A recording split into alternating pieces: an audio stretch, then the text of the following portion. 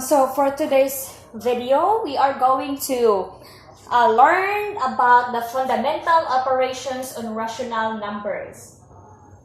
Okay? The fundamental operations on rational numbers. So, what are the operations on rational numbers? Diba we have addition, we have subtraction, we have multiplication and division. Okay, so first, I am showing you here. First is we are going to discuss about the addition, no? Okay, so in addition, I have here a given example. In addition, we have here the first example.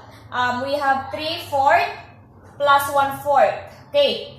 Observe na, recall sa atong in your previous lesson from elementary, adding fractions, the same sa adding fractions. When we are to add or subtract fractions having the same denominator, we can add or subtract directly, di ba? So since our fractions here is in the same denominator, so we can add directly. So copy the denominator, which is 4, copy, then simplify. 3 plus 1 equals 4. Then 4 divided by 4 equals 1. Okay?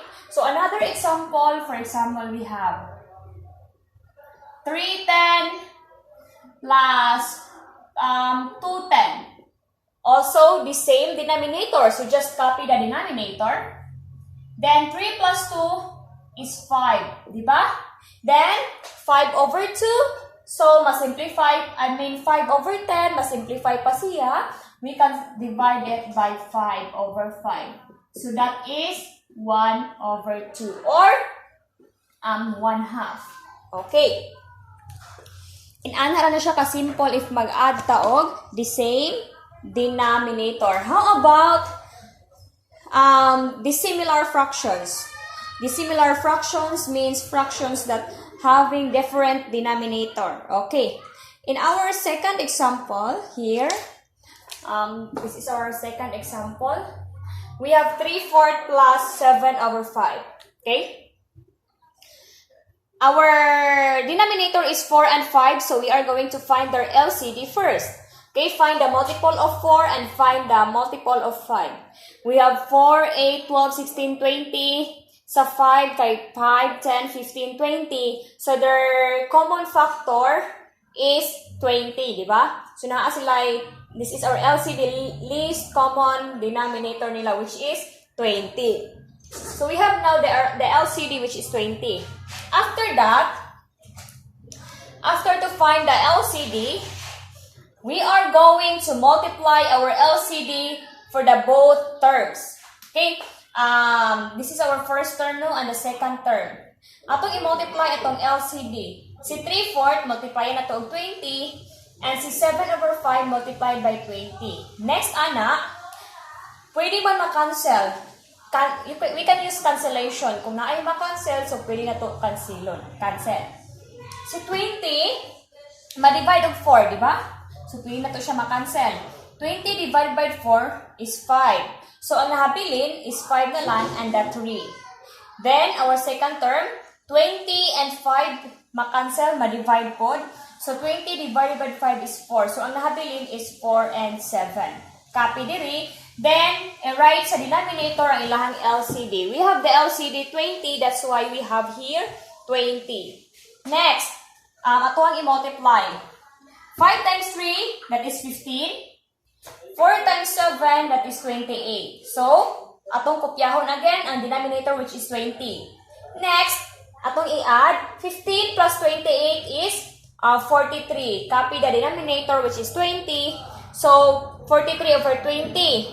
This is improper fractions man. Dako sa ibabaw, gamay sa ubos. So, atong i-simplify or reduce. So, we can divide 43 divide 20.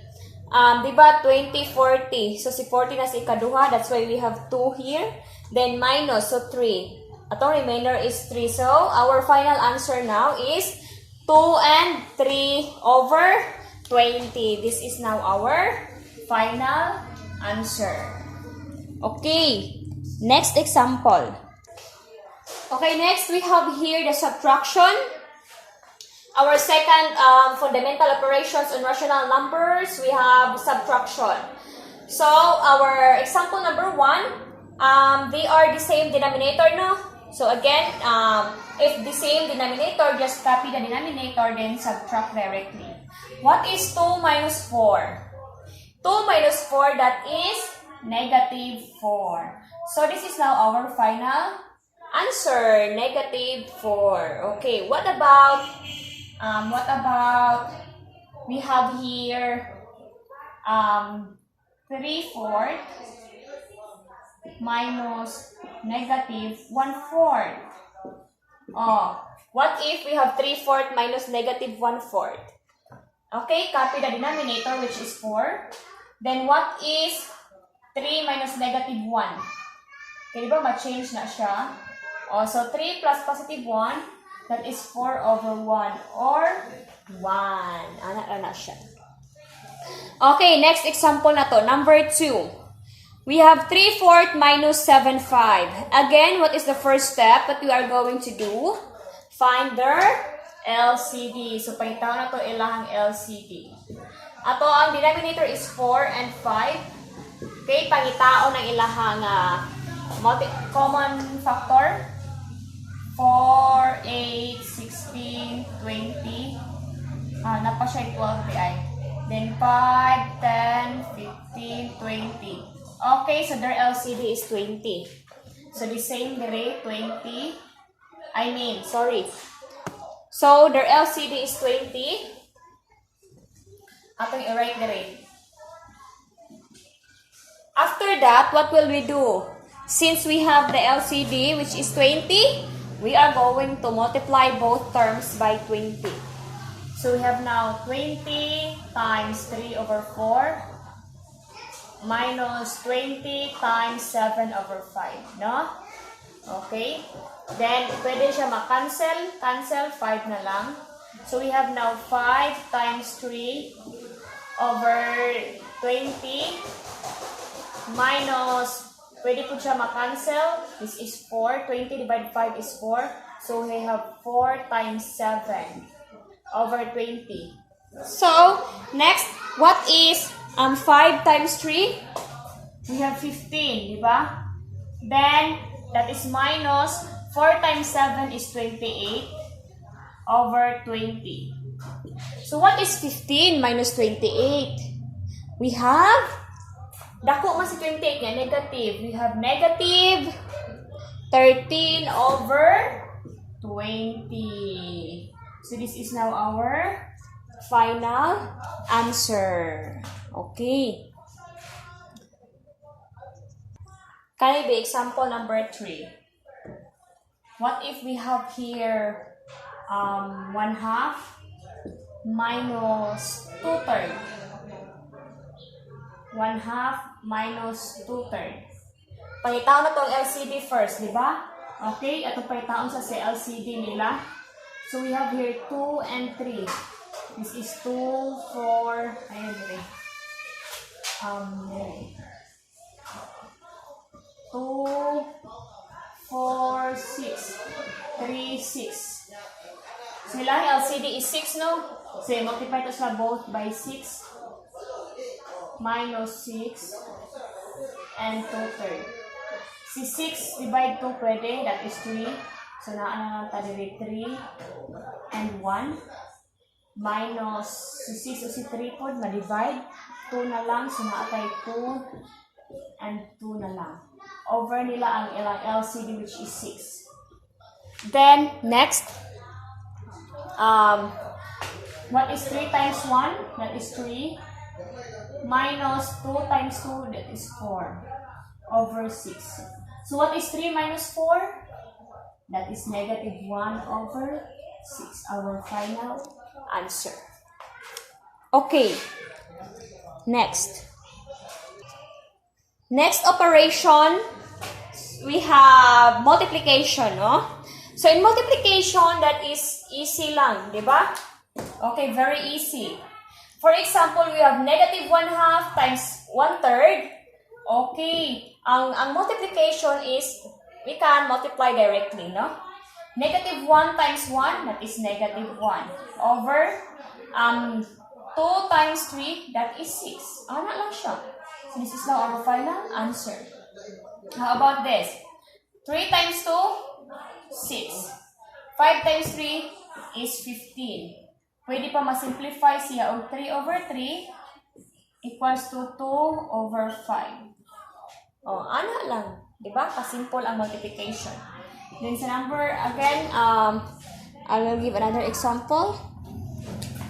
5 over 6 times negative 1/2. Okay? So 5 times negative 1, that's negative 5. 6 times 12, 6 times 2, that is 12. Okay, our final answer. Inana lang ato ang multiplication. Okay, next operations, we have division. So, our example here in number 1, 7 over 10 divided by 2/3. So, what is the rule in dividing gani fractions? Diba, copy na to ang dividend, no? 7, 10. Proceed ta og multiplication. Then, ato ang reciprocal means pabali. Then, multiply dayon. 7 times 3, 2. 7 times 3 is 21, diba? Then 10 times 2 is 20. So 21 over 20 man. 21 divided by 20 is 1. Oh, na tayo 1 and 1 over 20. Our final answer. Okay, next example, number 2. We have 3/4 divided by negative 2/3. Oh, again, what is our rule? Okay, 3/4. Proceed to multiplication. Then reciprocal minus 3 over 2. 3 times negative 3, that is negative 9. 4 times 2, that is 8. Okay, then i-divide na, since this is negative 9 over 8, i-divide na to si 9 by 8 is 1. So we have now 1 and 1 over 8. So ana lang siya ka-simple. Sa to ang division, ha? Reciprocal ang divisor. Okay? Okay, so another example, mag-give ko direct. Number 3, for example, 12 divided by 2/3. Okay, what if kani siya? Ato siyang reciprocal, no? Ang kani ato ang 12, ato ang whole number na 12, understood na ni siya, na naa siya denominator nga 1. So, mahimo siyang 12 over 1, di ba? So, that is 12 over 1 times the reciprocal 3 over 2. So, 12 times 3, that is 36 over 1 times 2, that is 2. And 36 divided by 2 is 18. So, ano siya? 36 divided by 2 is 18 man. Okay.